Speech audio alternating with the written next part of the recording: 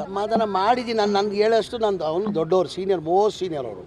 ನಾನು ಭಾಳ ಅವ್ರ ಮುಂದೆ ಭಾಳ ಸಣ್ಣವನಾಗ್ತೀನಿ. ನಾನು ಹೇಳಿದ್ದೀನಿ ಇಂತೆಲ್ಲ ರಾಜಕೀಯದಲ್ಲಿ ಆಗೋದು ಸಹಜ ಸರ್, ಸ್ವಲ್ಪ ದಯಮಾಡಿ ಧೈರ್ಯವಾಗಿರಿ ನೀವು ಅಂತ ಹೇಳ್ಬಿಟ್ಟು ಧೈರ್ಯ ತುಂಬ ಬಂದಿದ್ದೀನಿ ನಾನು. ಯಾಕೆ ಸರ್ ಪಾರ್ಟಿ ಒಳಗಡೆ ಈ ಥರದ ಆಕ್ಟಿವಿಟಿ ಸರ್? ನಿಮ್ಮ ಪರಸ್ಪರ ಬಹಿರಂಗವಾದ ಹೇಳಿಕೆಗಳನ್ನು ಕೊಡುವ ವಾತಾವರಣ ಯಾಕೆ? ಯಾರು ಏನು ಹೇಳಿಕೆ ಕೊಟ್ಟಿದ್ದಾರೆ? ಕೆಲವರು ಅಂದರೆ ಹೆಸರು ಹೇಳ್ಬೇಕು ತಾನೆ. ಈಗ ನಾನು ಇಂಥವ್ರು ಅಂತ ನಾನು ಹೇಳ್ತೀನಿ. ನಾನು ಹೇಳ್ಬೇಕಾದ್ರೆ ನಾನು ಹೇಳ್ತೀನಿ ಇಂಥವ್ರು ಸುಖೇಶ್ ಹಿಂಗೆ ಮಾಡಿದ್ದಾರೆ, ಹಿಂಗೆ ಇವ್ರು ಮಾಡಿದ್ದಾರೆ, ಹಂಗೆ ಇವ್ರು ಮಲ್ಲಿಕಾರ್ಜುನ ಹಿಂಗೆ ಮಾಡಿದ್ದಾರೆ ಹೇಳ್ಬೇಕು ತಾನೆ. ಯಾರಂತ ಹೇಳಿದ್ದಾರೆ ಅವರು? ಯಾರಂತನೂ ಹೆಸರು ಹೇಳಿಲ್ಲ. ಹೆಸರು ಹೇಳಕ್ಕೆ ಹೇಳಿ, ಹೆಸರು ಯಾರ್ದು ಹೇಳಿಲ್ಲ ಅವರು. ಈಗ ಒಂದೇ ಸಲ ನಾನು ಹೇಳೋದು, 2 ದಾವಣಗೆರೆ ನಾವು ಗೆಲ್ತೀವಿ. 4ನೇ ತಾರೀಕು ರಿಸಲ್ಟ್ ಕಾಯಿರಿ. ಹೆಚ್ಚಿನ ಮತದಲ್ಲಿ ಲೀಡಲ್ಲಿ ನಾವು ಗೆಲ್ತೀವಿ. ದಾವಣಗೆರೆಯಲ್ಲೂ ಗೆಲ್ತೀವಿ, ಬಾಗಲಕೋಟೆಲ್ಲೂ ಗೆಲ್ತೀವಿ. ಶಿಸ್ತು ಮುಖ್ಯ ಅಂತ ಡಿ.ಕೆ. ಶಿವಕುಮಾರ್ ಅವರು ಹೌದು ಹೌದು, ಅದೇ ಶಿಸ್ತನ್ನ ಪಾಲಿಸ್ತಾ ಇರೋದು ನಾವು. ಈಗ ನನಗೆ ಜವಾಬ್ದಾರಿ ಏನೇನು ಕೊಟ್ಟರು ಪಕ್ಷದ ವತಿಯಿಂದ, ನನಗೆ ನಾನು ಎಲ್ಲೋ ಮೋಜು ಮಸ್ತಿ ಮಾಡೋಕ್ಕೆ ಕೇರಳಕ್ಕೆ ಹೋಗಲಿಲ್ಲ.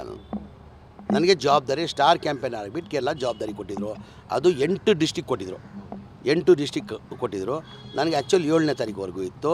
ನನ್ನ ಮನೆ ಮುಖ್ಯಮಂತ್ರಿ ಘೋಷಣೆ ಮಾಡಿಬಿಟ್ಟಿದ್ದಾರೆ ಅಂತ ಹೇಳ್ಬಿಟ್ಟು ನಾನು ಏನು ಮಾಡಿದೆ, 5ನೇ ತಾರೀಕು ವೇಣುಗೋಪಾಲ್ ಅವರು ಕೇಳ್ಕೊಂಡು ಬಂದೆ. ಅದಕ್ಕಿಂತ ಮುಂಚೆ ಮಾನ್ಯ ಮುಖ್ಯಮಂತ್ರಿಗಳು ಫೋನ್ ಮಾಡಿದ್ರು ನನಗೆ, 30ನೇ ತಾರೀಕು 31 ಬಾಗಲಕೋಟೆ ಮಾಡಬೇಕು, 1-2 ದಾವಣಗೆರೆ ಮಾಡಬೇಕು, ನೀನು 29ನೇ ತಾರೀಕು ನೈಟೇ ಹೊಡ್ಬಾ ಅಂತ. ನಾನು ವೇಣುಗೋಪಾಲ್ಗೆ ಹೇಳಿದೆ, ನಾನು ಈ ಥರ ಮಾನ್ಯ ಮುಖ್ಯಮಂತ್ರಿಗಳು ಫೋನ್ ಮಾಡಿದ್ರು ಸರ್, ನಾನು ಹೋಗ್ಬೇಕಾಗ್ತದೆ, 30ನೇ ತಾರೀಕು 31ಗೆ ಬಾಗಲಕೋಟೆ ಮಾಡೋಕ್ಕೆ ಹೇಳಿದ್ದಾರೆ, 1-2 ದಾವಣಗೆರೆ ಮಾಡೋಕ್ಕೆ ಹೇಳಿದ್ದಾರೆ ಸರ್, ಹೋಗ್ಬೇಕು. ಇಲ್ಲ ನಾನು ಮುಖ್ಯಮಂತ್ರಿ ಜೊತೆ ಮಾತಾಡ್ತೀನಿ ಅಂತ ಮುಖ್ಯಮಂತ್ರಿ ಜೊತೆ ವೇಣುಗೋಪಾಲೇ ಮಾತಾಡಿದ್ದಾರೆ. ಇಲ್ಲ ಅಗತ್ಯ ಇದೆ ಅವರು 4ನೇ ತಾರೀಕುವರೆಗೂ ನಾನು ಕಳ್ಸೋಕ್ಕಾಗಲ್ಲ ಅಂತ ವೇಣುಗೋಪಾಲ್ ಮುಖ್ಯಮಂತ್ರಿಗೆ ಮಾತಾಡಿದ್ದಾರೆ. ನಾನು ಯಾವ ಕೆಲಸ ಮಾಡ್ತಾಯಿದ್ದಿದ್ದು? ಈಗ ಹೈಕಮಾಂಡ್ ಕೆಲಸ ತಾನೆ. ನಾನು ಕೇರಳದಲ್ಲಿ ನಾನೇನು ಮೋಜು ಮಸ್ತಿ ಮಾಡ್ಕೊಂಡಿದ್ನಾ?